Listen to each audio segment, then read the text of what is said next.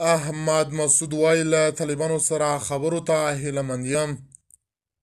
د جبهه مقاومت د ډلې مشر احمد مسعود پر طالبانو غږ کړی دی چې باید د خبرو میز ته ورسره کینی. احمد مسعود ویلي غواړم چې افغانستان یوه ښې نتیجې ته ورسوم او په خپل پوځ یې هم غږ کړی دی.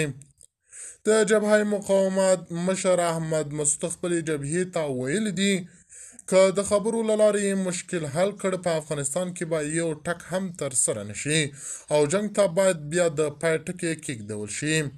د باور ټي وي چینل درنو لیدونکو سلام، ستړي مشئ، وخت مو بخیر.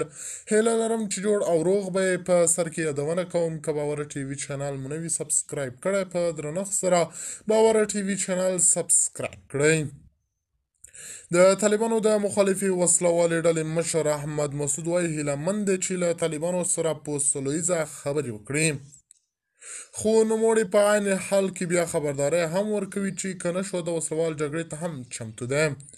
احمد مسعود ویلي زه اوس هم کولی شم چې جګړې ته دوام ورکړم، خو د طالبانو لخوا بیا خبره شوي خبرپاڼو کې راغلي دي چې په پنجشیر کې جبهه اوس هیڅ شتون نه لري او سمیع صدد هم په یو پیغام کې ویلي چې په افغانستان کې اوس هیڅ جبهه شتون نه لري او غواړي چې د یوې نوې جبهې سره راستون شي.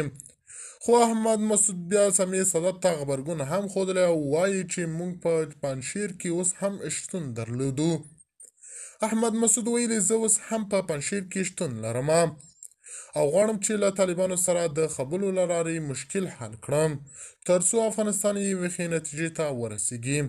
د باور ټي وي چینل درنو لیدونکو دا و زموږ ته دې مهال چمتو کړی خبر. د نورو تازه خبرونو لپاره باور ټي وي چینل په درنښت سره سبسکرایب کړئ. د الله په امان تر بیا ښې چارې.